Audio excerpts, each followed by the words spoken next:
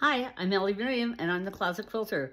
I just finished quilting this baby quilt with Minky on it, and I need to trim, and I needed a hack.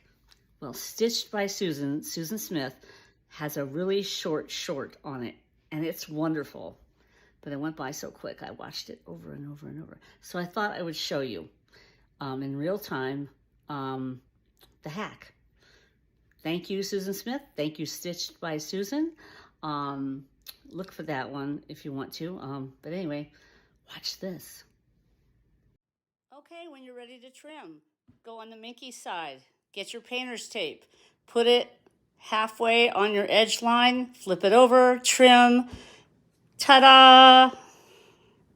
There you have it. No fluffies. Okay, here it is. We cut. Look at how neat and tidy that is. This is great. This hack works. Thank you, Susan Smith of Sewing with Susan. She's awesome. It's a great video, and I hope this helps you all.